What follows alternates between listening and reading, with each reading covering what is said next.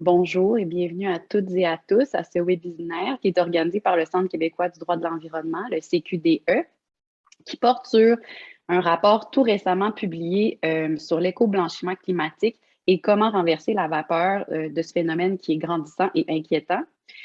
Je m'appelle Stéphanie Roy, je suis professeure à l'Université de Sherbrooke. Je m'intéresse au droit administratif et à la gouvernance environnementale. Je suis bien heureuse d'animer ce webinaire aujourd'hui. Et petit point logistique avant de démarrer, nos deux intervenants vous présenteront les constats et les recommandations de ce rapport pendant une trentaine de minutes. S'en suivra une période de questions d'une quinzaine de minutes. N'hésitez pas à poser vos questions écrites dans l'outil chat clavardage au fur et à mesure du webinaire et nous y reviendrons à la fin lors de la période de questions. Le webinaire sera disponible en rediffusion. Donc, vous recevrez un courriel de la plateforme Zoom dans les prochains jours avec le lien de ce visionnement et il sera aussi disponible sur notre chaîne YouTube. Donc, sans plus tarder, je vous présente nos intervenants. Alors, laissez-moi vous présenter d'abord Julien Aubeaulieu, qui est l'auteur principal du rapport, avocat spécialisé en droit de la concurrence. Il est titulaire d'un MBA de l'Université de Sherbrooke et d'un diplôme d'études supérieures en économie de l'Université Concordia. Il est également chargé de cours en droit à l'Université de Sherbrooke. Marc Bichaille, principal éditeur et auteur contributeur du rapport, est titulaire d'un baccalauréat en droit de l'Université de Montréal. Il est avocat en litige depuis 2007 et il est avocat au CQDE depuis 2015. Avant de se joindre au CQDE, il a exercé notamment en droit de la famille, en droit administratif et en droit professionnel. Bonjour à vous deux. Donc, je vous Bonjour. laisse entrer dans le vif du sujet et commencer votre présentation. Merci beaucoup, Stéphanie. Je vais vous partager mon écran. Est-ce que ça fonctionne? Vous pouvez voir mon écran. Excellent. Donc, Marc, je te laisse commencer avec la présentation du CQDE rapidement. Merci et bonjour à toutes et tous. Merci de vous joindre à nous aujourd'hui. Ce webinaire vise à présenter le rapport qui a été publié récemment par le CQDE. C'est un rapport qui est assez volumineux. On parle de plus d'une centaine de pages, incluant les annexes. Donc, nous avons cru bon qu'un webinaire serait une bonne formule pour résumer le tout. Alors, de manière préliminaire, je me permets effectivement un bref mot sur notre organisme pour celles et ceux qui ne nous connaissent pas. Le Centre québécois du droit de l'environnement, le CQDE, est un OBNL et un organisme de bienfaisance.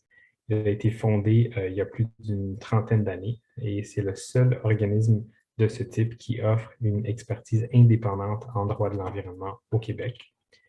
La mission du CQDE, pour l'exprimer le plus simplement possible, c'est d'utiliser le droit pour protéger l'environnement. Nos trois axes d'intervention sont, un, l'information du public par divers moyens, notamment par notre site web, incluant les capsules obitaires, et en répondant directement aux questions du public via notre ligne verte. Donc, les gens peuvent nous appeler, nous envoyer des courriels et on fait ce qu'on peut pour donner de l'information juridique. Deux, c'est en matière de réforme législative et réglementaire. C'est donc l'analyse de projets de loi et règlements et la participation du CQDE à des consultations publiques. Et enfin, les demandes et les interventions devant les tribunaux pour un respect et un développement du droit de l'environnement. Julien? Merci Marc, puis bonjour à tous. Donc, on vous présente les résultats d'un long travail de recherche sur, sur l'éco-blanchiment climatique. Ce rapport-là, qui est le résultat d'un long travail de recherche, est préparé sous l'impulsion d'un phénomène qui a lieu tant au Québec, au Canada, qu'aussi à l'international, qui est une participation accrue des entreprises privées à la lutte au changement climatique. Donc, de plus en plus, on voit des entreprises qui volontairement décident de se positionner, de formuler des engagements, des réductions d'émissions de GES, qui décident d'offrir toutes sortes de produits éco-responsables, neutres en carbone, à faible émission. Et c'est dans ce contexte-là qu'on produit ce rapport-là. Donc, de plus en plus, on attend des entreprises qui disent nous, on va être net zéro d'ici 2050. On va atteindre la carboneutralité d'ici 2050. Donc, c'est ce phénomène-là qu'on a décidé d'examiner. Maintenant, pourquoi est-ce qu'on parle souvent là, de net zéro 2050? Qu'est-ce qui se passe en 2050 exactement? Tout ça là, découle de l'accord de Paris. Donc, en 2015, on a 196 pays qui se sont entendus sur un objectif qui est limiter le réchauffement climatique à 1,5 degré. Et il y a différentes analyses qui ont été faites sur qu'est-ce qu'on a besoin de faire pour atteindre cet objectif-là. Et le GIEC en est venu à la conclusion qu'il fallait réduire les émissions anthropiques mondiales nettes de GES d'environ 45 depuis les niveaux de 2010 d'ici 2030. Donc, à l'échelle mondiale, selon le GIEC, pour atteindre les objectifs de l'accord de Paris, il faut réduire les émissions de 45 et d'ici 2050, tendre vers zéro émission. Et selon le GIEC, si on réussit à atteindre ces objectifs-là, on pourrait avoir une chance de succès de 50 à 66 d'atteindre les objectifs de l'accord de Paris. Donc, c'est ça l'échéancier vers 2050, puis la carboneutralité pour 2050, c'est de là que ça vient. Et donc, en ligne avec ces objectifs-là, il y a eu plusieurs États qui se sont fixés des cibles de réduction des émissions de GES. Donc, le Canada s'est engagé à devenir carboneutre d'ici 2050. Le Québec a fait de même. Plusieurs villes au Québec, au Canada, ont elles aussi se sont fixées des cibles de réduction des émissions de GES qui mènent vers la carboneutralité d'ici à 2050. Et de nombreuses entreprises ont décidé de mettre l'épaule à la roue et elles aussi ont décidé de formuler des déclarations, des engagements à la carboneutralité d'ici 2050. Pourquoi est-ce qu'une entreprise voudrait s'engager dans ce genre de processus-là, offrir des produits qu'elles peuvent appeler carboneutres ou devenir une entreprise qui serait net zéro? Il y a plusieurs incitatifs pour répondre à la demande des consommateurs, aux demandes des investisseurs, créer une certaine légitimité auprès du public, aussi peut-être anticiper certaines réformes réglementaires en matière de tarification du carbone, par exemple. Et ces déclarations-là ne sont pas nécessairement problématiques en soi. On peut saluer l'engagement des entreprises à la lutte au changement climatique, mais dans certaines situations, ces déclarations-là peuvent être fausses ou trompeuses, et c'est là qu'on tombe dans le cœur de notre rapport, qui est la pratique d'éco-blanchiment climatique. Alors, évidemment, la toute première question, c'est qu'est-ce que c'est au juste l'éco-blanchiment climatique?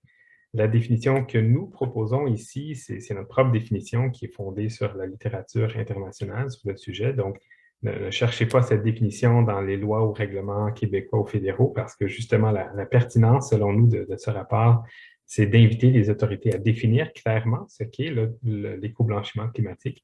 Alors, la définition que nous proposons, c'est simplement le fait de communiquer une déclaration fausse ou trompeuse quant à des caractéristiques climatiques. Alors, notre rapport s'intéresse aux déclarations faites par les entreprises, donc par le secteur privé, mais les organes étatiques peuvent certainement épuiser beaucoup d'éléments pertinents pour eux. La déclaration climatique peut viser l'entreprise en entier, comme tu viens de le mentionner, Julien. Par exemple, de dire l'entreprise ABC sera carboneutre d'ici 2025 ou 2050, ou peu importe, ou elle peut viser un produit ou un service. Par exemple, vous pouvez acheter ce produit zéro émission. Et c'est un problème quand les consommateurs veulent adopter des comportements de consommation responsables et donc se fient sur ces déclarations, mais qui, dans les cas d'éco-blanchiment climatique, s'avèrent inexactes, exagérées, fausses, trompeuses, etc. Et ce n'est pas seulement les consommateurs, c'est vraiment toutes les parties prenantes. Par exemple, on peut penser aux compétiteurs pour qui ça peut être inéquitable qu'une entreprise donne un portrait exagéré ou inexact de ses activités ou ses produits. On peut penser aussi aux investisseurs qui cherchent à assainir leur portfolio, par exemple, pour réduire le risque à long terme. Donc, ce sont des exemples que nous avons à l'esprit quand nous disons qu'il y a un risque de distorsion des décisions. Julien?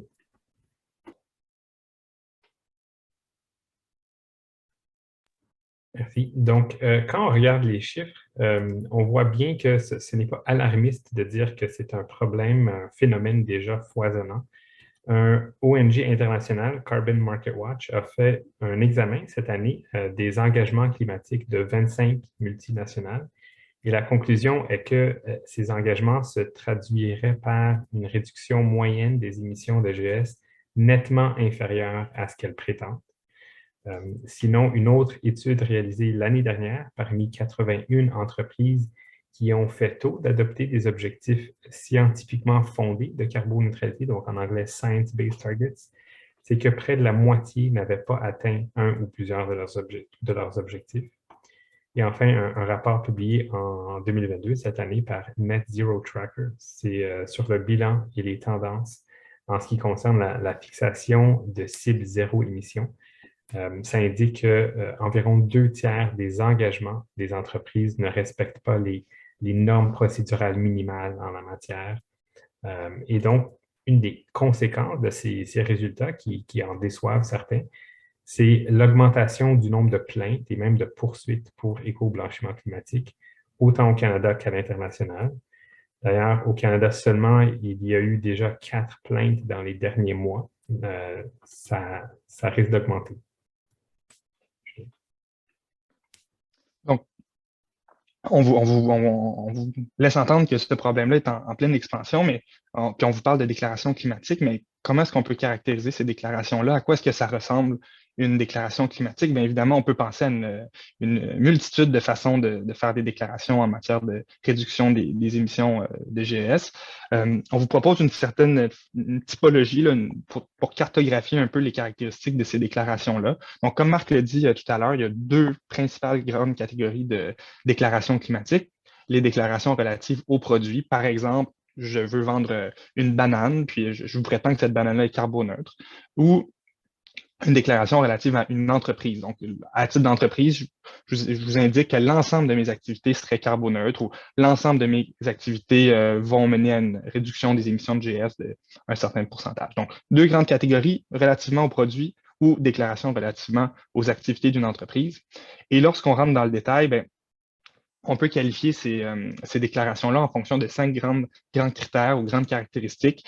La portée et les règles d'attribution qui sont utilisées par l'entreprise déclarante, la chronologie des engagements de l'entreprise, les mécanismes de compensation qui sont utilisés par l'entreprise pour atteindre ses objectifs, les plans de transition qui sont développés par l'entreprise pour atteindre ses cibles et le niveau de transparence et de divulgation publique des différents documents justificatifs des méthodologies qui sont utilisées par l'entreprise. Donc, rentrons un peu dans le détail de chacune de ces catégories-là. Pour faire ça, je vous donne un exemple. L'entreprise ABC, qui exploite, donc une entreprise fictive, là, qui exploite des usines de fabrication d'un produit X au Québec. Et cette entreprise-là a plusieurs filiales au Canada, à l'international, et désire devenir carboneutre. Donc, désire indiquer là, aux parties prenantes, aux consommateurs, investisseurs et tout ça, qu'elle est carboneutre. Qu'est-ce que ça veut vraiment dire? Puis comment est-ce qu'on peut réfléchir à ce concept-là? Ça semble simple. On va dire carboneutre, c'est pas compliqué, mais non, c'est un concept qui est beaucoup plus technique qu'on pourrait le penser. Premièrement, ben, on parle de carboneutralité pour cette entreprise-là, mais ça implique quel type d'émissions? Est-ce que c'est les émissions directes de l'usine de l'entreprise? Est-ce que ça inclut aussi les émissions de GES liées à la production d'énergie, mais aussi les émissions liées à la chaîne d'approvisionnement de cette entreprise? Donc, lorsque cette entreprise-là calcule son bilan carbone, est-ce qu'elle inclut aussi les émissions de l'ensemble de ses fournisseurs? On peut imaginer que ces fournisseurs-là, eux aussi, ont leur propre bilan carbone. Donc, où est-ce que quel type de portée est-ce que l'entreprise inclut lorsqu'elle formule une déclaration climatique en matière de carboneutralité? Aussi, quelles règles d'attribution l'entreprise utilise? Est-ce qu'elle décide d'inclure dans son bilan carbone les émissions de ses filiales, de l'ensemble de ses investissements? Parfois, on pense à des entreprises dans le secteur financier qui détiennent des investissements peut-être de 10 15 dans plusieurs entreprises. Est-ce que les émissions de chacun de ces investissements-là doivent être incluses? À quelle hauteur? Donc, c'est une autre considération qu'il faut garder en tête lorsqu'on fait des déclarations climatiques. Donc, quelle est la portée de nos déclarations? Quelles règles d'attribution en matière de bilan carbone, de comptabilité carbone on utilise?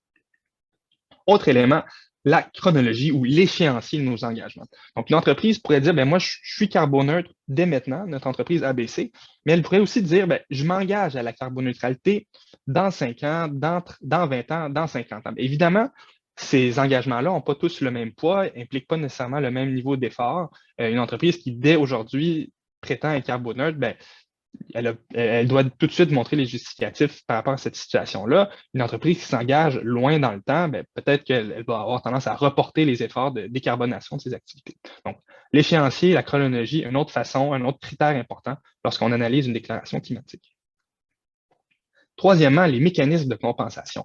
Quel type de mécanisme l'entreprise utilise pour atteindre ses objectifs de réduction d'émissions de GES? Est-ce que, parce qu'habituellement, ben, on vous parle de mécanismes de compensation, c'est peut-être pas quelque chose que avec quoi tout le monde est familier, là. Mais ici, on parle de ce qu'on appelle souvent là, des crédits carbone sur les marchés volontaires. Donc, au Québec, au Canada, on a des crédits carbone obligatoires. Donc, une entreprise est obligée d'acheter ces crédits-là. Mais il existe aussi un marché volontaire pour les crédits carbone. Donc, une entreprise qui aurait un certain nombre d'émissions de GES résiduelles et qui voudrait compenser ces émissions-là pour atteindre un objectif de carboneutralité, bien, pourrait acheter des crédits, mais tous les crédits ne sont pas égaux. Donc, il y a plusieurs caractéristiques des mécanismes de compensation. Par exemple, si un crédit est relatif à la reforestation d'une ancienne zone agricole, bien, est-ce que le mécanisme de compensation va mener à une réduction permanente des émissions de GES? Quel va être le délai de réalisation des projets de reforestation? Est-ce qu'on va répondre aux critères d'additionnalité? Donc, il va y avoir une réduction de nouveaux GES. Donc, ce n'est pas une forêt qui, de toute façon, se serait régénérée elle-même. Donc, il faut vraiment que ce soit lié au mécanisme de compensation. Est-ce qu'il y a des risques de fuite? Est-ce qu'il y a des problèmes de double compensation? Donc, les crédits carbone auraient pu être comptabilisés aussi dans le cadre d'un autre mécanisme. Et quelles sont les conséquences socio-économiques de ce mécanisme de compensation-là? Par exemple, est-ce que on est en train de se porter acquéreur d'un territoire qui était occupé par les Premières Nations, par exemple, ou qui était utilisé par une population pour de l'agriculture de subsistance. Donc, c'est aussi des considérations. Donc, quand on fait des engagements, des déclarations climatiques qui sont basées sur des mécanismes de compensation, mais quel type de mécanisme de compensation est-ce qu'on utilise? Quelles sont leurs caractéristiques? C'est aussi un autre élément important. Ensuite, le plan de transition. C'est bien beau de dire je m'engage à la carboneutralité, mais quelle est ma stratégie pour atteindre cet objectif-là? Si je dis je vais être carboneutre dans 5 ans, est-ce que j'ai prévu des actions concrètes? Est-ce qu'au niveau interne, en termes de gouvernance, on a le soutien du conseil d'administration? Est-ce qu'on a les fonds, le financement nécessaire pour atteindre nos objectifs? Est-ce qu'on fait nos scénarios sont basés sur des hypothèses réalistes? Est-ce que, par exemple, on fait une hypothèse qui va avoir une technologie miracle qui va nous permettre d'atteindre la carboneutralité l'an prochain? Dans ce cas-là, on peut se poser la question, est-ce que ce plan de transition-là est très sérieux et très crédible? Donc, un élément supplémentaire à considérer dans les déclarations climatiques.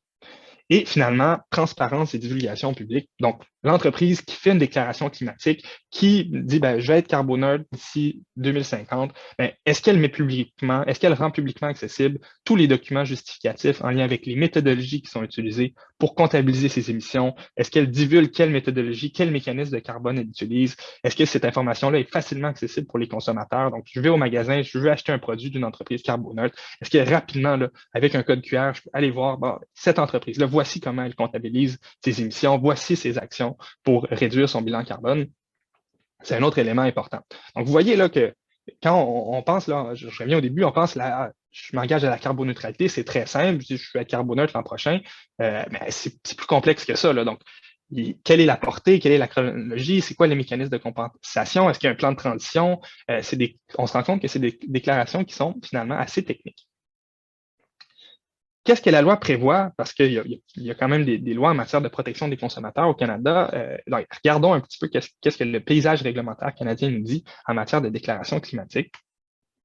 Donc, la protection du consommateur et l'environnement, c'est des compétences qui sont partagées entre le palier gouvernement fédéral et provincial. Il y a aussi des mécanismes de droit souple là, qui viennent encadrer les divulgations promotionnelles, incluant les déclarations climatiques. Donc, concentrons-nous d'abord sur les lois qui encadrent les déclarations publicitaires. Donc, au fédéral, on a une grande loi qui est la loi sur la concurrence. Donc, la loi sur la concurrence. Et au niveau provincial, on a une loi équivalente qui est la loi sur la protection du consommateur. Puis en plus de ça, on a quelques autres lois là, au niveau fédéral, puis on a des mécanismes non étatiques également. Chacune de ces lois-là, incluant les mécanismes de droit souple, nous disent un peu la même chose, là. Ils nous disent que c'est interdit de faire des déclarations fausses ou trompeuses aux consommateurs et au public. Il y a des nuances, puis je vous invite à consulter le rapport là, pour avoir les informations précises sur chacun des régimes, mais essentiellement, la conclusion est environ la même, là. Donc, au Canada, au Québec, il y a des lois qui encadrent les déclarations publicitaires et qui interdisent les déclarations fausses ou trompeuses. On va se concentrer pour les fins de la présentation sur la loi sur la concurrence, mais je vous invite à lire le rapport là, pour avoir des informations sur les autres dispositions légales. Donc, la loi sur la concurrence. La loi sur la concurrence inclut des dispositions criminelles et civiles qui interdisent donc les indications promotionnelles fausses ou trompeuses sur un point important. La loi exige aussi, pour une entreprise qui veut faire la publicité sur le rendement, l'efficacité ou la durée utile de ses produits, d'effectuer des tests suffisants préalablement à ces représentations publicitaires. C'est une loi qui est administrée par le Bureau de la concurrence, qui est une agence gouvernementale fédérale, et la plupart des dossiers qui sont menés là, en vertu de la loi sur la concurrence sont initiés par des plaintes. Donc, un consommateur va identifier une publicité qu'il soupçonne, qu'il ou elle soupçonne être fausse ou trompeuse, fait une plainte au Bureau de la concurrence, le bureau fait une enquête, peut décider ensuite là, de prendre des recours juridiques contre l'annonceur qui aurait fait une publicité fausse ou trompeuse. Donc, le bureau ne fait pas nécessairement une surveillance active des marchés, c'est plus un mécanisme réactif suite aux indications des entreprises et aux plaintes des consommateurs. La loi peut s'appliquer en matière d'éco-blanchiment climatique parce que, justement, la loi inclut une disposition générale relativement aux déclarations promotionnelles fausses ou trompeuses. Donc, ici, là, vous avez une ligne du temps avec différents dossiers qui avaient pour fondation la loi sur la concurrence, les dispositions sur la publicité trompeuse de la loi sur la concurrence. Je n'irai pas en détail dans chacun de ces dossiers-là. Je vous réfère à notre rapport où chacun des dossiers est décrit, là. Mais ce qui est important de noter, c'est que depuis 2021, donc la plainte contre GNL Québec, il y a eu 4 dossiers de plainte pour éco-blanchiment climatique contre des entreprises au Canada. Donc, 4 plaintes qui ont été déposées auprès du Bureau de la concurrence. Donc, GNL Québec, c'est une plainte qui avait été déposée par le CQDE. Et aucune de ces plaintes-là, si vous avez les 2 autres plaintes d'éco-blanchiment climatique, aucune de ces plaintes-là ne menait à une réaction du Bureau de la concurrence. Le dernier dossier d'éco-blanchiment qui a été mené par le Bureau de la concurrence, du moins publiquement, parce qu'évidemment, on ne peut pas tout savoir ce qui se passe en termes d'enquête, ces enquêtes-là sont menées de manière confidentielle, c'est le dossier Keurig relativement à la recyclabilité des capsules de café, mais donc, ce n'est pas un dossier à proprement dit d'éco-blanchiment climatique. Tout récemment, là, il y a eu une autre plainte contre l'Association canadienne du gaz relativement à la présentation du gaz naturel comme une source d'énergie propre et abordable. On ne sait pas comment le bureau va réagir par rapport à ce dossier-là, mais ça nous indique là, donc qu'il y a de plus en plus de dossiers qui sont déposés de plaintes auprès du Bureau de la concurrence. Donc, en conclusion, qu'est-ce que ce régime-là de la loi sur la concurrence nous indique?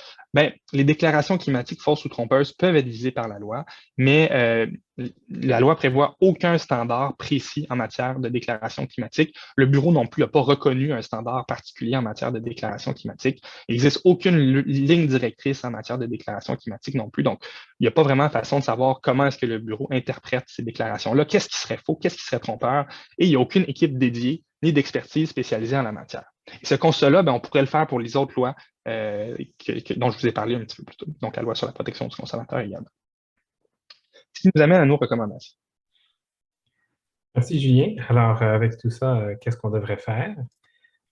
D'abord, pour résumer, donc, selon le cadre juridique actuel, en théorie, l'éco-blanchiment climatique, c'est déjà un acte illégal parce qu'on ne peut pas diffuser de déclarations fausses ou trompeuses, mais autant le public que les acteurs, les autres acteurs du secteur privé n'ont pas de guide, comme tu viens de le mentionner, Julien, n'ont pas de ligne directrice, de règlement, de loi dans lesquelles ils peuvent aller voir comment les autorités vont décider ce que constitue une déclaration fausse ou trompeuse en matière climatique. Donc, on a une grande lacune quant à la prévisibilité. On voit aussi que les documents institutionnels des autorités qui sont chargées de l'application de ces lois ne traitent pas spécifiquement de ce phénomène. Donc, ça ne semble pas être une priorité. Et il n'y a pas, comme tu viens de le mentionner, d'équipe dédiée. Donc, comme on a pu voir pour l'économie numérique, par exemple, au sein du Bureau de la concurrence. Donc, il y a divers risques en ce moment qui viennent avec le fait d'émettre une déclaration climatique, y compris celui d'engager sa responsabilité civile potentiellement, ou administrative ou même pénale, et aussi un risque important qu'il ne faut pas négliger de compromettre, même gravement, sa réputation, alors que justement, souvent, c'est un objectif important qui pousse, qui mène une entreprise à vouloir faire une déclaration climatique. Et c'est un problème. C'est un problème parce que il y a un risque important que ces lacunes dans le régime actuel refroidissent les acteurs qui envisagent de peut-être prendre des engagements dont nous avons besoin. Une entreprise peut très bien se dire en ce moment que le fait de communiquer une déclaration climatique comporte certains risques.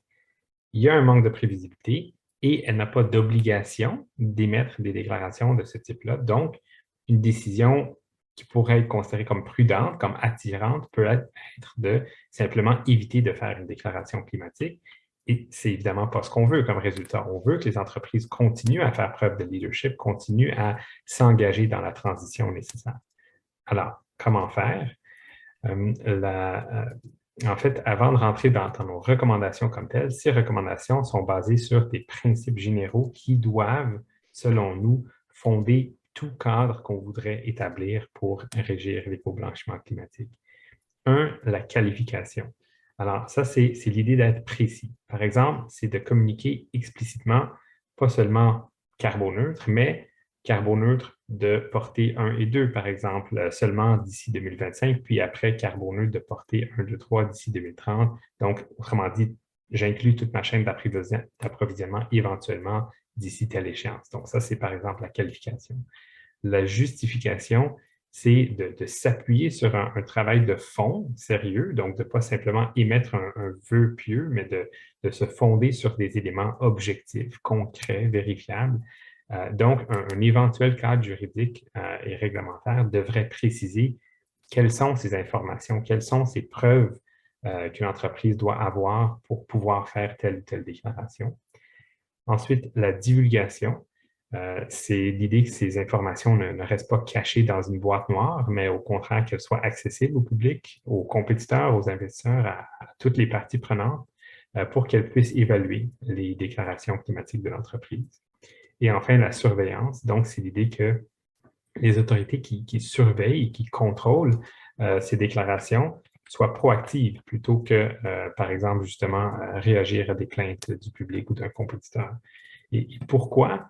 Bien, parce que, justement, avec la justification, la divulgation, le public, en principe, a accès maintenant à plein d'informations à partir de ce moment-là, mais ces informations, comme on l'a vu, sont assez techniques. Donc, ça peut être difficile pour monsieur, madame, tout le monde d'évaluer justement une déclaration et de poser une analyse, un regard sur est-ce que ça tient la route ou non.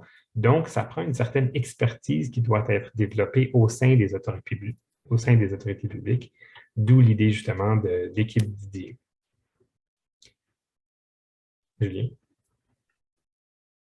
Donc, maintenant, entrons dans le cœur de nos recommandations, donc qui sont basées sur ces 4 principes-là là, de qualification, justification, divulgation et surveillance.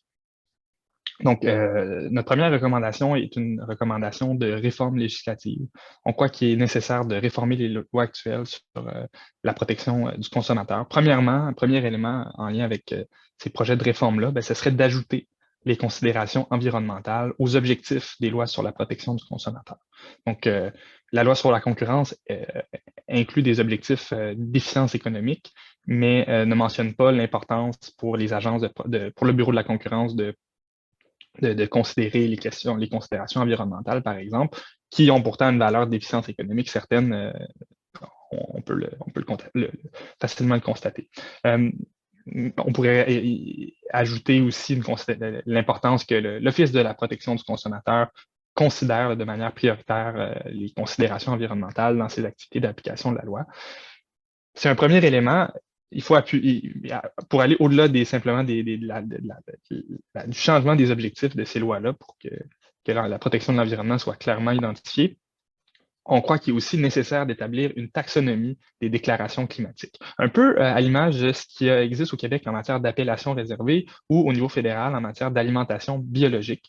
Donc, créer un régime qui définit clairement quelles sont les déclarations climatiques qui peuvent être utilisées par les entreprises et clairement définir comment est-ce que ces déclarations climatiques-là doivent être formulées, comment est-ce qu'elles doivent être justifiées, avec quel type de documents, quel type de méthodologie, pour qu'il n'y ait pas de marge de manœuvre, que les entreprises clairement puissent savoir à quoi elles doivent s'en tenir lorsqu'elles désirent faire des déclarations climatiques. Évidemment, comme Marc l'a dit, gardant en tête que ce n'est pas obligatoire de faire une déclaration climatique, mais lorsqu'une entreprise décide de se différencier de ses concurrentes, en mettant de l'avant ces caractéristiques-là, ça soit clairement balisé ce dans quoi est-ce qu'elle s'engage. Donc, définir les règles qui doivent s'imposer aux déclarations climatiques, et ça devrait inclure des normes très claires en matière de portée Donc, on a parlé de portée des émissions. Donc, est-ce qu'on parle, lorsqu'une entreprise fait des déclarations climatiques, est-ce qu'elle doit inclure les émissions de portée 1, 2 ou 3? Quelles règles d'attribution doivent être utilisées? Quels mécanismes de compensation carbone sont disponibles? Quelles sont les caractéristiques de ces mécanismes-là?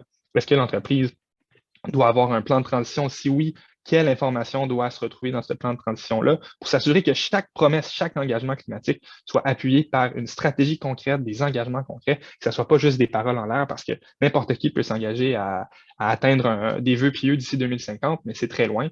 Puis s'il n'y a pas un plan de match concret pour atteindre ces objectifs-là, ça ne veut pas dire grand-chose.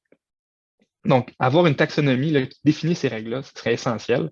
Et cette taxonomie-là devrait être accompagnée par une obligation de divulgation des justificatifs par les annonceurs. Il y a eu une réforme semblable en France dans le Code de l'environnement où, à chaque fois qu'une entreprise fait une déclaration climatique, par exemple sur la carboneutralité, il y a une série de documents qui doivent être mis à la disposition des consommateurs grâce à un code QR. Là, donc, sur l'emballage d'un produit qui est identifié comme carboneutre, il y a un code QR, le consommateur prend son téléphone, peut facilement accéder au plan de transition de l'entreprise, aux émissions de l'entreprise, selon la portée 1, 2, 3. Donc, il y a vraiment une panoplie d'informations qui est obligatoirement mise à la disposition des consommateurs et très facilement. Donc, on croit que ça aussi, ça serait nécessaire. Et il y a une tendance en matière de déclaration climatique qui est de mettre de l'avant les résultats positifs ou les caractéristiques positives des produits ou des entreprises. Par exemple, une entreprise a réussi à atteindre un certain objectif. Parfait, on fait beaucoup de promotion autour de ça, mais il peut aussi avoir des effets négatifs. Et ça, les entreprises peuvent être moins intéressées à en parler. Mais pourtant, il y a des activités économiques qui posent des risques et qui ont des impacts climatiques très importants. Et on croit qu'il faudrait aussi que lorsqu'il y a des risques ou des impacts climatiques importants associés à certains produits ou à certaines activités économiques, que ces risques et impacts-là soient divulgués de manière obligatoire. Pour pas qu'on ait seulement le beau côté de la médaille, mais qu'on ait aussi les impacts et les risques qui soient divulgués aux consommateurs, un peu à l'instar de ce qui se fait en matière de réglementation des produits du tabac ou en matière d'avertissement dans le secteur pharmaceutique ou pour certains produits d'alimentation. Il y a des réformes semblables en matière de valeur mobilière pour les entreprises qui doivent divulguer leur façon de gérer les risques climatiques. On pourrait imaginer quelque chose de semblable en matière de protection du consommateur. Donc, c'est un premier volet des réformes législatives. En plus de ça, on croit qu'il serait intéressant d'ajouter dans les lois sur la protection du consommateur l'environnement comme facteur aggravant au moment d'évaluer la valeur des sanctions qui sont imposées à des entreprises pour violation de la loi. Donc, en ce moment, il existe différentes sanctions qui sont prévues lorsqu'une entreprise fait des déclarations qui sont jugées fausses ou trompeuses, qui sont en violation de la loi sur la concurrence, de la loi sur la protection du consommateur. Mais il n'y a aucune disposition qui dit si votre déclaration porte sur les caractéristiques environnementales d'un produit, il va y avoir une sanction supplémentaire. Or, souvent, ces déclarations-là peuvent entraîner des conséquences environnementales, par exemple, la destruction d'un milieu sensible également. Ce n'est pas nécessairement seulement par rapport à la réduction des émissions de GS, mais on croit que c'est important que ces effets-là sur l'environnement soient ajoutés comme facteur aggravant lorsque les sanctions sont évaluées. Aussi, on croit que les fonds qui sont perçus lorsque ces sanctions-là sont imposées, on croit que ces fonds-là devraient être alloués à des projets de réduction des émissions de GES. Donc, on ne veut pas que les amendes en matière de violation des lois sur la protection du consommateur tombent dans un grand fonds général où est-ce que l'argent est simplement attribué au compte de l'État. On croit que s'il y a eu un dommage environnemental qui a été causé en lien avec une déclaration climatique qui était fausse ou trompeuse, les fonds qui sont perçus suite à des amendes, suite à des sanctions, on croit que ces fonds-là devraient être alloués à des projets de réduction des émissions de GES pour compenser les effets négatifs des déclarations fausses ou trompeuses. Et finalement, dernier élément de nos recommandations de réforme législative, on croit qu'il est important de réglementer les marchés volontaires du carbone. Présentement, il existe des normes assez précises en matière de marché obligatoire du carbone. Donc, lorsqu'une entreprise est obligée de compenser ses émissions dans les marchés volontaires, dans les marchés obligatoires, mais on croit que les normes qui s'appliquent aux marchés obligatoires devraient aussi s'appliquer lorsqu'une entreprise volontairement décide de compenser ses émissions. On ne serait pas obligé de faire entrer chaque émission, l'ensemble des crédits carbone volontaires dans le cadre législatif actuel qui s'applique aux crédits obligatoires, mais au moins faire appliquer les mêmes normes et standards en termes de crédits carbone de qualité. Donc, Ça aussi, on croit que c'est un élément important d'une réforme législative. Au-delà du changement des lois sur la protection du consommateur et des autres règlements là, qui s'y rattachent, on croit qu'il faut aussi avoir un changement dans la façon dont on applique le cadre réglementaire actuel. Donc, présentement, les plans stratégiques du Bureau de la concurrence et de l'Office de la protection du consommateur n'identifient pas la lutte à l'éco-blanchiment climatique comme une priorité. Donc, on retrouve nulle part là, dans ces plans-là, dans ces listes de priorités-là qui sont publiques, qui sont officielles, la lutte à l'éco-blanchiment climatique. Pourtant, il y a plusieurs études qui montrent que les citoyens québécois, canadiens s'inquiètent beaucoup de ce phénomène-là. Donc, on croit qu'il faut vraiment là, prioriser la lutte à l'éco-blanchiment climatique et que ces agences-là là, se dotent d'équipes d'experts dédiées à la lutte contre l'éco-blanchiment. Ça prend des équipes d'experts. Pourquoi? Bien parce que c'est des déclarations qui parfois sont très techniques, qui sont très complexes. Donc, ça prend des gens qui s'y connaissent, qui sont capables de distinguer une vraie déclaration d'une déclaration qui est de l'éco-blanchiment. On croit aussi qu'il faut que les agences de protection du consommateur surveillent de manière plus proactive le marché et qu'elles cessent de dépendre des plaintes des consommateurs. En ce moment, on a un système qui est un peu réactif. On croit qu'il faudrait que les agences, de manière plus systématique, mènent leurs enquêtes, puis que finalement, qu'une déclaration cesse d'être vraie jusqu'à preuve du contraire, parce que pour le moment, il suffit qu'une entreprise, une entreprise peut faire une déclaration, puis tant et aussi longtemps qu'il n'y aura pas une plainte et une enquête par une des agences de protection du consommateur, bien, il n'y a pas vraiment de sanction. Il n'y a pas vraiment de surveillance du contenu de cette déclaration. Et finalement, bien, on croit que c'est important d'accroître la transparence en matière d'application de la loi. Et il faut que les agences publient des lignes directrices sur les déclarations relatives au changement climatique. En ce moment, il y a très peu de prévisibilité, comme Marc l'a mentionné. Il faut peut-être publier des lignes directrices, des guides qui pourraient aider les entreprises à savoir c'est quoi les positions des agences de protection du consommateur en ce moment en matière de déclaration climatique pour que ce soit un peu plus facile de savoir, parfait, si je me conforme à tel standard, à telle norme, ben là, au moins, je sais qu'il n'y aura pas de problème, que je ne suis pas en violation de la loi. Donc, on trouve que plus de transparence, plus de prévisibilité ne pourrait qu'avoir des conséquences positives. Et finalement, ben, troisième recommandation, on croit que c'est important d'uniformiser le cadre réglementaire applicable. En ce moment, il y a une panoplie d'initiatives privées, de standards, de programmes de certification pour les entreprises qui veulent se fixer des cibles de réduction des émissions de GS, qui veulent atteindre la carboneutralité pour 2050. Ces initiatives-là sont très populaires. Il y a plusieurs entreprises québécoises et canadiennes qui en font partie, mais justement, il y en a plusieurs et ça serait important d'avoir une uniformité dans les normes applicables. Et donc, toute réforme réglementaire devrait intégrer les différents standards qui sont présentement utilisés là, en prenant le meilleur de chacun. D'ailleurs, dans notre rapport, on a un tableau comparatif où est-ce qu'on fait la comparaison de chacun de ces standards-là. Donc, je vous invite à le consulter. Et il y a aussi d'autres réformes réglementaires présentement, notamment en matière de divulgation financière, qui prévoient des divulgations en matière de risques climatiques, en matière d'émissions de GES. Donc, on ne veut pas non plus créer un fardeau administratif impossible pour les entreprises.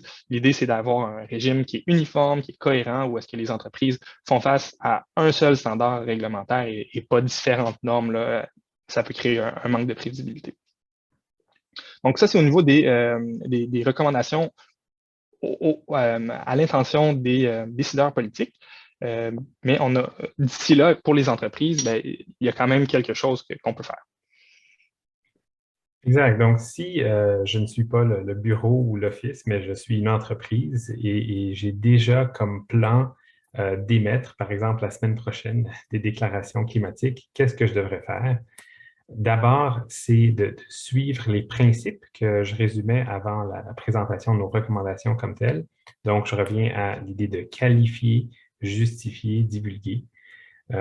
Ensuite, c'est de choisir une norme qui existe déjà. Ce n'est pas parce qu'il n'y en a pas en ce moment dans le cadre réglementaire et juridique qu'on devrait simplement créer nous-mêmes nos propres normes ou décider de faire ce qu'on veut. C'est beaucoup plus prudent de se conformer à quelque chose qui existe déjà. Par exemple, la campagne Objectif Zéro de l'ONU, c'est une norme qui est quand même bien complète. Je doute que quelqu'un qui s'y conforme à 100% pourrait s'exposer à quelconque risque.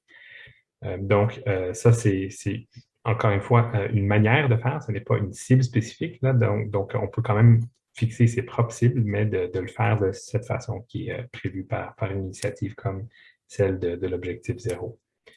Et troisièmement, selon nous, et ça je veux insister là-dessus, c'est beaucoup plus prudent et avisé d'éviter carrément la notion de net zéro ou de carboneutre. Parce que ces expressions, ça implique qu'on va avoir recours à des compensations carbone. Et je vous le dis, c'est un terrain miné. De plus en plus d'observateurs, experts, s'expriment de manière très critique à l'égard des compensations carbone. La solution la plus prometteuse, autant pour le climat que pour la réputation de l'entreprise, selon nous, c'est vraiment d'expliquer carrément, explicitement, qu'on choisit de s'écarter de ces notions de compensation carbone pour se concentrer plutôt sur la réduction simple des émissions de GES. Les ressources qu'on aurait investies en compensation carbone, mettons-les plutôt pour accélérer la réduction des émissions de GES. Et il n'y a personne qui va, je pense, reprocher une entreprise de le faire de cette façon-là. Donc, ça, ce sont nos recommandations les plus importantes pour les entreprises. Ça, c'est les do's and don'ts, ça, c'est les do's. Donc, ça, c'est à faire. Ensuite, la prochaine planche, les pièges à éviter, c'est tout ce qui est vague ou générique. Donc, par exemple, utiliser seulement le mot carboneutre sans la qualification, la justification, la divulgation. C'est risqué de faire ça. Et comme je l'expliquais juste à l'instant, éviter carrément les expressions qui laissent entendre qu'on va recourir à des compensations carbone comme carboneutre, comme net zéro. Et ça ne signifie pas nécessairement qu'on ne peut pas acheter des crédits carbone volontaires. On peut décider de le faire et ce n'est pas mauvais dans toutes les circonstances, loin de là, mais notre recommandation, c'est que si on le fait, de ne pas intégrer ces crédits carbone dans une forme de comptabilité avec des plus et des moins pour arriver au final à zéro. Donc, si on regarde en ce moment la tendance, il y a des chances substantielles que les choses vont évoluer au cours des prochaines années de manière à ce que ça ne soit pas positif pour la réputation d'une entreprise de s'engager dans une vision net zéro ou carboneutre. Je peux peut-être terminer avant de passer aux périodes de questions en vous mentionnant que nous avons consacré quand même beaucoup de travail aux annexes du rapport. Donc, nous espérons sincèrement qu'elles vous seront utiles. Vous trouverez notamment à l'annexe A une liste non exhaustive des cadres, des normes, des initiatives qui existent déjà ici et ailleurs. Donc, de grâce, évitons de réinventer encore la roue, ça a déjà été fait et refait. Ensuite, à l'annexe B, un tableau comparatif entre les principaux cadres qui existent déjà, dont celui récemment publié par le gouvernement fédéral, Environnement, Changement climatique, dans le cadre du défi carboneutre, en anglais le Net Zero Challenge, et aussi la campagne Objectif Zéro que je viens de mentionner de l'ONU. Et à l'annexe C, ce que nous proposons comme meilleure pratique si, malgré ce webinaire, une entreprise décide quand même de participer au marché carbone volontaire et de s'acheter des compensations.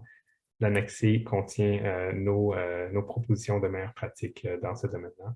Et il y a d'autres annexes encore, mais voilà pour l'essentiel. Voilà tout pour notre présentation. Merci pour votre écoute. Merci beaucoup, Julien et Marc, pour cette excellente présentation. C'était très intéressant.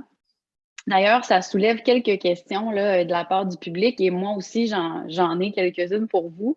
Je pense que je vais commencer avec deux questions que vous allez pouvoir aborder peut-être un peu ensemble. La première, c'est si on suivait toutes les recommandations que vous avez adressées dans votre rapport au gouvernement puis aux législatures de modifier le cadre réglementaire, qu'est-ce que ça ferait concrètement pour une entreprise qui fait aujourd'hui des déclarations climatiques? Qu'est-ce que ça changerait pour elle si on suivait vos recommandations? Et il y a aussi une question qui est ressortie dans le chat là, de la part du public relativement aux risques liés aux déclarations climatiques.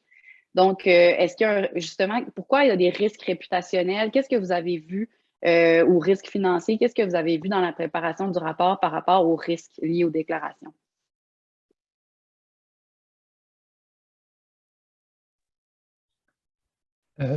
Est-ce que Marc, je peux peut-être te laisser pour la première question, puis je peux prendre la deuxième? Oui, comme tu veux. Donc, pour la première question, si on prend pour hypothèse une entreprise fictive, donc toujours ABC, aujourd'hui, cette entreprise qui déclare qu'elle commercialise un produit qui est déjà carboneutre dès maintenant, et on prend pour hypothèse que cette entreprise se fonde sur, par exemple, une étude ou un rapport qu'elle a commandé de la part d'une tierce partie qui offre des services de consultation en matière de carboneutralité.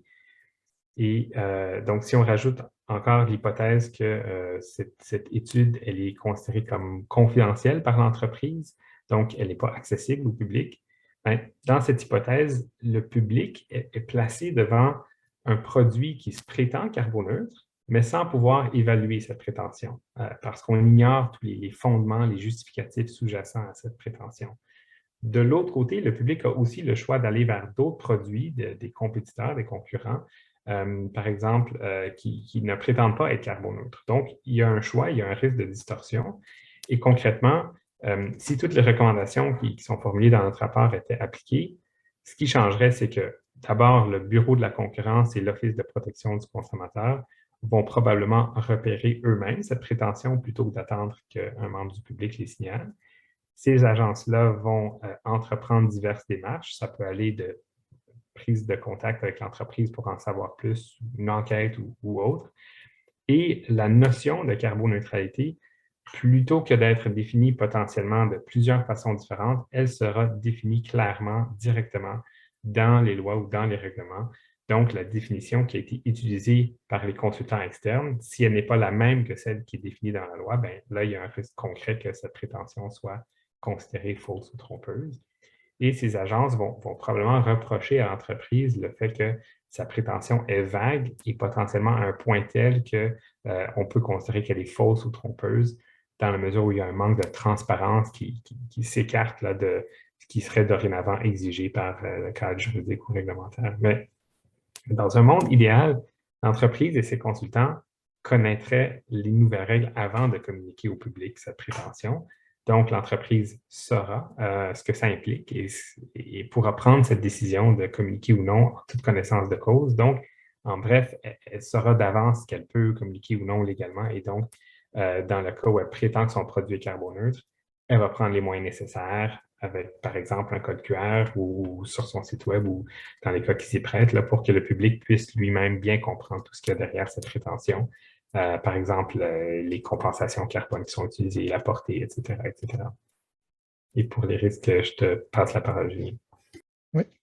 Donc, déjà, il y a plusieurs risques en ce moment en vertu du cadre actuel pour une entreprise qui ferait des déclarations climatiques qui seraient fausses ou trompeuses là, ou qui ne seraient pas justifiées par des vrais engagements puis par des méthodologies crédibles. Donc, déjà, les lois actuelles prévoient plusieurs sanctions. Donc, tant la loi sur la protection du consommateur que la loi sur la concurrence prévoit différentes sanctions lorsqu'il y a une violation de la loi. Donc, il peut y avoir différentes amendes qui peuvent être imposées. On peut penser à des actions collectives également. Au-delà des risques purement juridiques, là, je pense qu'il y a aussi un risque réputationnel pour les entreprises. Donc, l'idée derrière ces déclarations-là, souvent, c'est amplifier la légitimité d'une entreprise, de lui donner un vernis d'honorabilité en présentant une entreprise comme justement contribuant à la lutte au changement climatique, faisant partie de la solution plutôt que du problème. Il peut aussi avoir une stratégie de différenciation des produits. On veut offrir des produits qui ont une haute valeur environnementale comparativement à la concurrence, qui ferait des produits plus standards. Là. Lorsqu'il y a une plainte pour éco-blanchiment contre une entreprise qui s'adonne à ces engagements-là, qui fait ces déclarations climatiques-là, ben, ça vient un peu retirer là, ce vernis d'honorabilité-là. Les consommateurs, les investisseurs, les différentes parties prenantes perdent confiance, puis à ce moment-là, ben, vont préférer aller voir la concurrence qui elle, n'a pas été encore victime d'une plainte. Donc, il y a nécessairement un risque réputationnel au-delà des sanctions juridiques. Dès qu'il y a un doute par rapport aux déclarations climatiques d'une entreprise, ça vient un peu entacher la réputation de l'entreprise. Troisième type de risque, au-delà des risques légaux et réputationnels, il y a des risques réglementaires liés aux réformes législatives à venir. On voit là, à l'échelle internationale un mouvement pour venir encadrer les déclarations climatiques, mais aussi obliger les entreprises à développer des plans de transition. On voit des obligations pour les administrateurs et dirigeants de prendre en considération les risques climatiques lorsqu'ils prennent des décisions, lorsqu'elles et ils prennent des décisions. Donc, on voit qu'il y a des réformes qui sont en cours, puis une entreprise qui, dès maintenant, a des pratiques impeccables en matière de déclaration climatique, en matière de plan de transition, mais est peut-être capable en amont déjà de se prémunir contre ce genre de risque de réforme réglementaire, nouveaux règlements qui pourraient s'appliquer à ces activités. Je voudrais Merci, peut-être... Julien. Marc, tu voulais ajouter quelque chose? Merci. Juste rajouter quelque chose que je pense est très important comme message aujourd'hui, c'est que quand, Julien, tu mentionnes l'idée que le seul fait de faire l'objet d'une plainte peut entacher potentiellement la réputation d'une entreprise, je pense que c'est vrai, mais je pense aussi que tout le monde devrait savoir que l'objectif du CQDE n'est pas de lancer une chasse aux sorcières, de pointer le doigt vers des entreprises spécifiques. Il y en a qui sont mentionnées évidemment dans notre rapport simplement parce que, bon, on parle du phénomène et des plaintes et des controverses en matière de déclaration climatique, mais l'objectif du CQDN n'est pas d'appeler au public de lancer massivement des plaintes partout, là, tous azimuts. Au contraire, l'idée, c'est d'avoir un cadre qui est prévisible, qui est clair pour que le terrain de jeu soit compris et égal pour tous. Et on l'espère, ça va pouvoir stimuler, encourager les entreprises à s'avancer dans un terrain prudent, prévisible, pour justement qu'elles puissent faire ces déclarations, s'engager et continuer de faire preuve de leadership comme on le voit déjà jusqu'à présent. Merci, Marc. Une autre question qui a été posée, c'est par rapport aux municipalités. Certains participants là, se demandent si c'est légal pour une ville de déclarer qu'elle construira un nouvel écoquartier tout en autorisant la destruction de 85 acres de milieux naturels ce faisant. Et quelqu'un dans les commentaires ajoute qu'à Trois-Rivières, par exemple, la ville veut développer un parc industriel carboneutre dans une tourbière. Qu'avez-vous à dire là-dessus? Je peux peut-être me lancer. Je pense qu'il faut faire attention parce que je rappelle que notre rapport s'est vraiment concentré sur les déclarations du secteur privé, donc des entreprises. Il reste qu'il y a beaucoup, je pense, d'éléments dans ce rapport qui peuvent être utiles pour les organes publics, les gouvernements municipaux, provinciaux, même côté fédéral. Une déclaration selon laquelle un quartier, un écoquartier serait carboneutre, ce genre de choses-là, ça me semble a priori légitime de s'inspirer d'initiatives qui existent déjà pour les entreprises privées. Donc, est-ce que justement on a tenu compte de tout ce qu'on vient d'expliquer, la portée, les règles d'attribution, la divulgation, la justification, etc., etc. Si on a tout ça, ben, peut-être que c'est possible de justifier dans certains cas une appellation comme carboneutre. S'il y a simplement une étiquette qui est apposée, mais il y a une opacité où on ouvre le capot et puis derrière, il n'y a rien de concret, je pense que c'est effectivement un risque et c'est pas seulement un risque en fait réputationnel et potentiellement peut-être juridique, on s'expose peut-être à des poursuites en faisant ça, mais c'est aussi vraiment dommage dans le sens où il y en a des acteurs qui sont autant étatiques que du secteur privé qui sont en train de réellement poser des gestes forts et de consacrer beaucoup de ressources pour arriver à atteindre des cibles qui se fixent. Donc, c'est dommage justement de voir que dans certains cas, on peut aussi imaginer assez facilement des entreprises ou des organes étatiques qui peut-être ont une intention intéressante, mais sans nécessairement l'appuyer par quelque chose de plus concret, de plus sérieux. C'est vraiment à éviter. Je pense que le public n'a plus de patience pour ce genre de choses maintenant. Une autre question, c'est est-ce qu'on ne devrait pas aussi parler d'éco-blanchiment environnemental? Parce qu'on sait que, bon, l'éco-blanchiment climatique, c'est en lien surtout avec les gaz à effet de serre, mais est-ce qu'on ne devrait pas inclure aussi ou réglementer davantage les déclarations par rapport à la perte de biodiversité et autres? Je peux peut-être prendre celle-là. Mais on s'est concentré précisément sur l'éco-blanchiment climatique, qui est une forme d'éco-blanchiment parmi d'autres, parce que c'est vraiment un type de déclaration qu'on a vu, qui est devenu vraiment de plus en plus important au cours des dernières années. Puis, c'est vraiment un sujet sur lequel les entreprises privées se sont positionnées. La nature, la biodiversité, la protection des écosystèmes, c'est pas ce qui est le plus sur le radar des entreprises privées encore, mais on voit que de plus en plus, il y a des initiatives pour faire un peu l'équivalent de ce qui s'est produit en matière de carboneutralité pour la nature. Donc, des entreprises qui, en anglais, veulent devenir nature positive, donc qui veulent contribuer à la restauration des écosystèmes. Et de la même façon qu'il ne faut pas accepter qu'il y ait des déclarations fausses ou trompeuses relativement au climat, ben, il ne faudrait pas qu'il y ait des déclarations fausses ou trompeuses en matière d'écosystèmes et de biodiversité. Il y a plusieurs initiatives privées en ce moment qui visent à standardiser les cibles corporatives en matière de protection de la nature, en matière de restauration des écosystèmes. Donc, c'est à suivre de près l'évolution de ces initiatives privées-là. Et comme les initiatives en matière de réduction des GES, peut-être qu'il serait nécessaire d'avoir un cadre réglementaire analogue qui pourrait s'appliquer à ces déclarations-là.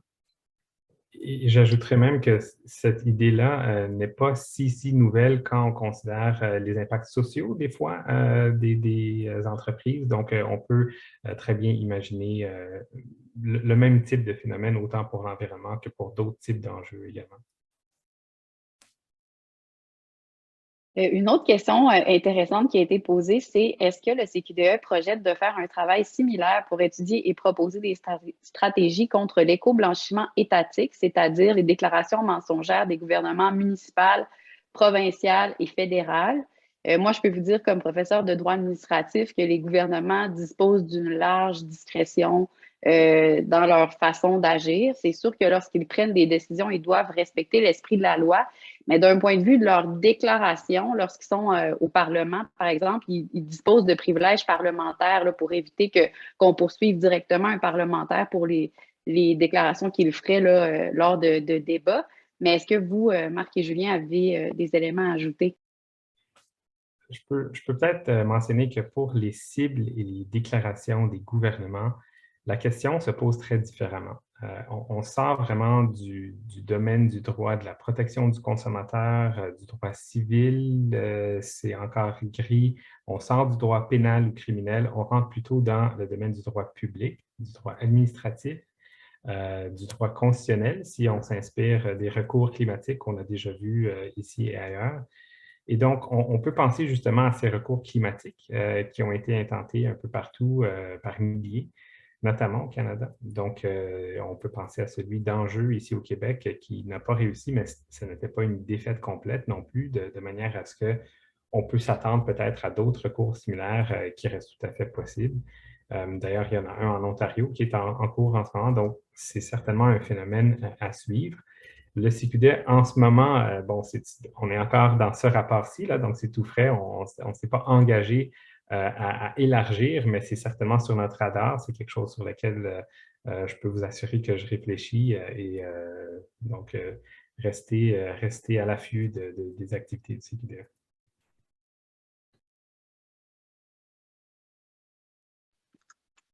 Merci, Marc. Une autre question qui a été posée, c'est que pensez-vous du solutionnisme technologique comme la captation du carbone pour prétendre à la carboneutralité?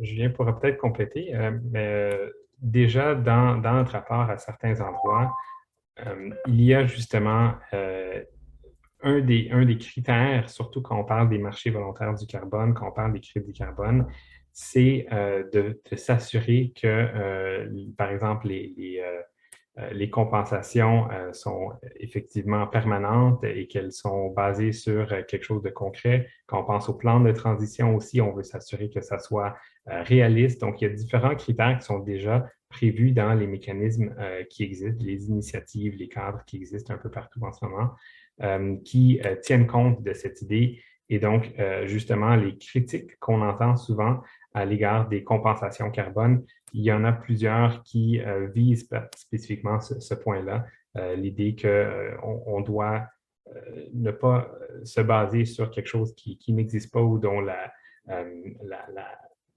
probabilité que ça existe dans l'horizon de temps utile est remise en question, ou encore que peut-être que la technologie existe, mais qu'on ne pourra pas la déployer à grande échelle suffisamment pour atteindre les objectifs. Donc, tout ça, ce sont des considérations qui sont mentionnées effectivement dans notre rapport et qui sont absolument pertinente, essentielle même. Donc, je pense que c'est tout à fait légitime de tenir compte de ces critiques sérieuses à l'égard des technologies qui ne sont pas encore mûres aujourd'hui dans le cadre d'un plan de transition, par exemple.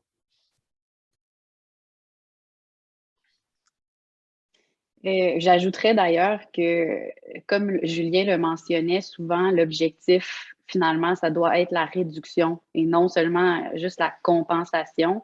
Et il est vrai que plusieurs auteurs critiquent là, la seule utilisation des technologies comme lorsqu'elle est considérée comme une panacée là, pour endiguer la crise environnementale.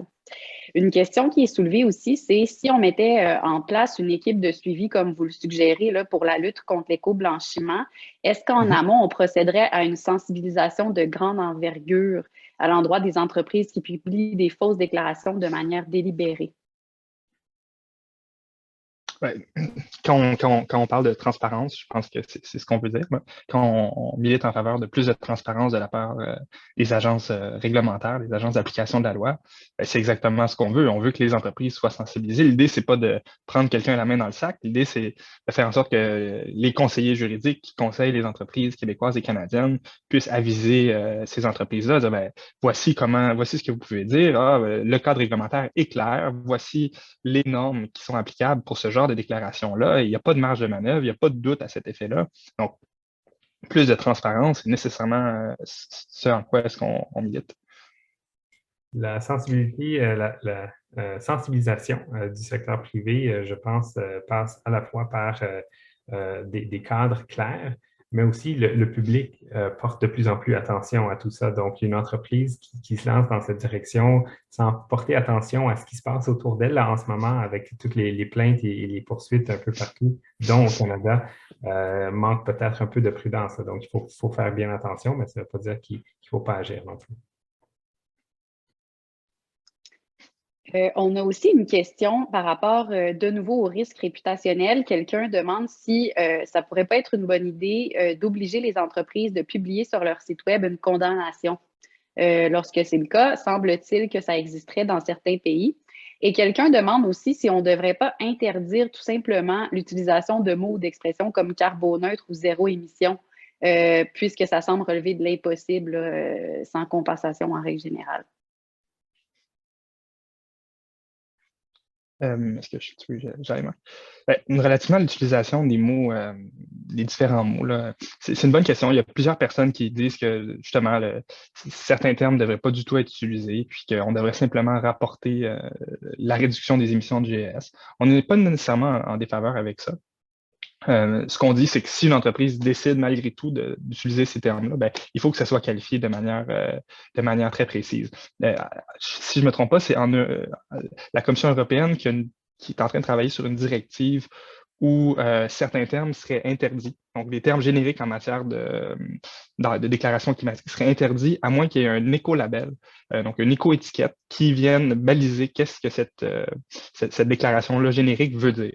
Et donc, différents pays ensuite pourraient développer des écolabels qui viendraient réglementer certaines déclarations génériques pour que ça devienne très clair qu'est-ce que ça veut dire. Un peu comme en matière d'alimentation biologique au Canada. Donc, lorsqu'une entreprise veut commercialiser un produit comme biologique, ben, il y a un cahier de charge très défini. Donc, biologique est un terme général, mais défini par un cahier de charge très précis.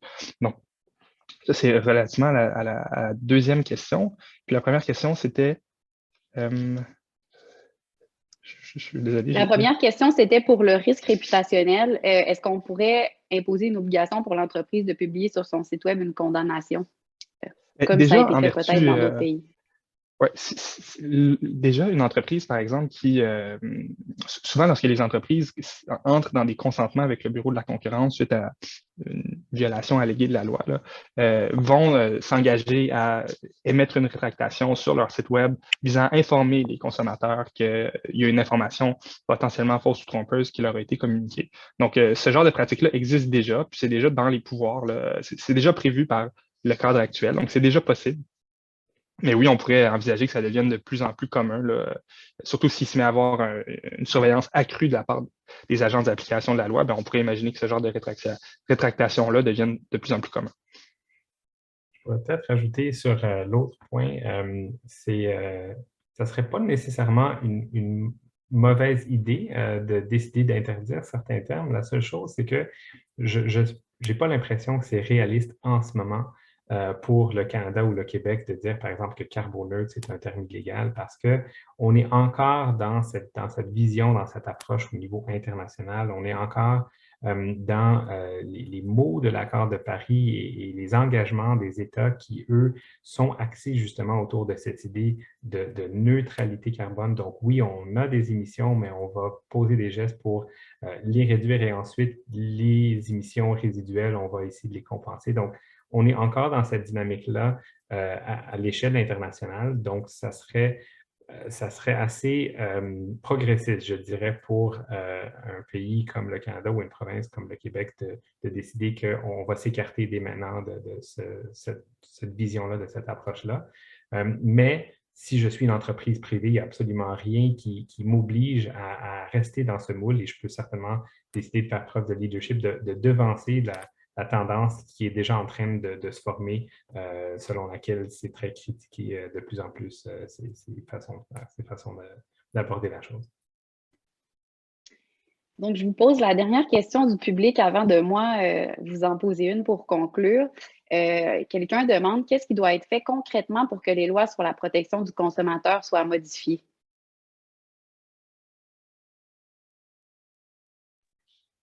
Ben, c'est à la libre volonté du Parlement provincial et du Parlement fédéral. Donc, la loi sur la protection du consommateur, c'est une loi provinciale. La loi sur la concurrence, c'est une loi fédérale. Donc, libre à nos décideurs politiques là, de réformer le cadre actuel, puis de changer finalement, d'appliquer nos recommandations. Nous, on serait bien contents de ça. Exact, ça dépend tout simplement de la volonté politique pour que ça soit amené devant le Parlement ou l'Assemblée nationale. Moi, la question que j'aimerais vous poser pour conclure, c'est bien, quand on s'intéresse aux déclarations climatiques, finalement, on s'intéresse à l'impact des activités des entreprises sur le climat. Donc, clairement, on a vu que les déclarations climatiques ont un impact sur les marchés, ce qui peut favoriser les entreprises. Puis, les encourager à avoir un meilleur comportement environnemental. Est-ce que, pour vous, ça pourrait être aussi une bonne idée de se pencher sur le mandat légal de l'entreprise dans nos lois pour pallier là, et essayer d'endiguer les changements climatiques?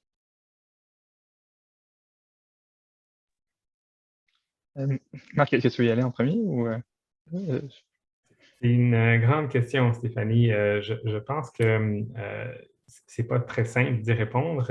Oui, c'est une bonne question. Je pense qu'à partir du moment où on veut repenser ce qu'est une entreprise, ses objectifs fondamentaux, on peut penser à toute une multitude d'options. Jusqu'à récemment, l'approche traditionnelle était très axée sur une vision de l'économie au complet dans laquelle le marché règle quasiment tous les problèmes lui-même avec une réglementation assez minimale et l'idée que tous les acteurs recherchent, en fait, agissent dans leurs propres intérêts et ça finit par mener vers plus de richesse pour tous. Ça, cette vision plus traditionnelle de l'économie et dans laquelle on a l'idée de ce qu'est une entreprise. Pour vous dire le moindre, je dirais que cette approche et cette vision ont été remises en question et sont probablement actuellement en cours d'évolution.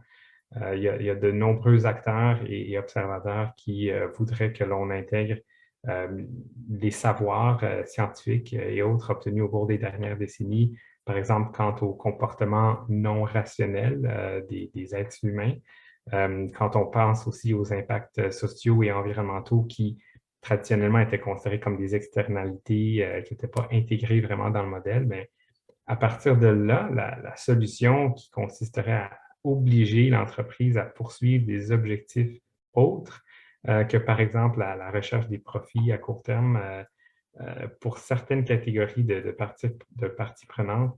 Je pense que c'est tout à fait légitime comme réflexion, mais tant qu'à tenir ce type de discussion, tant qu'à moi, il faudrait élargir encore plus et réfléchir à quel résultat on veut que l'économie nous livre. Il y a des réflexions très intéressantes, par exemple, sur l'idée de remplacer des mesures comme le PIB par des mesures autres, différentes, index du bonheur ou autre, ou environnemental.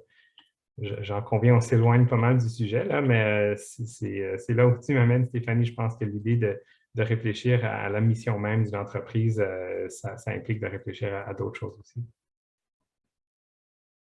Julien va nous ramener sur terre. Non, ben, c'est des réflexions, en effet, très intéressantes. En 2019, la loi canadienne sur la citoyenneté par action a été amendée pour justement intégrer les différentes parties prenantes. Donc, sous la nouvelle mouture d'un des articles, les administrateurs peuvent considérer les intérêts de l'environnement et les intérêts sociaux des parties prenantes. Le mot-clé, c'est peuvent, là, donc il n'y a pas d'obligation, mais les parties prenantes peuvent être intégrées dans les décisions de gouvernance. Maintenant, on peut aussi se poser la question, est-ce que c'est le rôle des entreprises de mener la transition climatique? Est-ce que ça ne devrait pas plutôt être l'État, des politiques publiques? Les déclarations climatiques sont ce qu'on appelle un instrument de politique environnementale de troisième génération, là, qui rentre dans la grande catégorie des approches volontaires. Est-ce qu'on veut vraiment laisser les forces du marché décider de comment est-ce qu'on doit répondre aux grands problèmes là, qui est les changements climatiques? Peut-être que ça prend plus d'engagement de l'État, pas nécessairement de la libre volonté des entreprises, mais en effet, c'est clairement un débat qui pourrait nous occuper pour plusieurs autres discussions. J'ai l'impression que les solutions vont devoir venir de partout. Donc, de l'État, de l'économie, des entreprises, je pense que tout le monde va devoir contribuer pour qu'on apporte des solutions à long terme. Donc, je remercie tous les participants et participantes pour leurs questions qui ont été des plus intéressantes. Si toutefois nous n'avons pas eu le temps de répondre à toutes vos questions, n'hésitez pas à les poser sur la page de l'événement et nous reviendrons vers vous là, dès qu'on le peut. Vous pouvez aussi le faire sous le vidéo qui sera disponible sur notre chaîne YouTube. Un grand merci à nos deux intervenants, Julien Beaulieu et Marc Bichaille, pour leur implication dans ces travaux. Pour continuer d'être informé de ce dossier, n'oubliez pas de vous abonner aux réseaux sociaux et infolettres du CQDE. Donc, merci beaucoup et bonne journée à toutes et à tous. Merci à toi, Stéphanie. Plaisir. Merci beaucoup. Bonne journée. Bonne journée.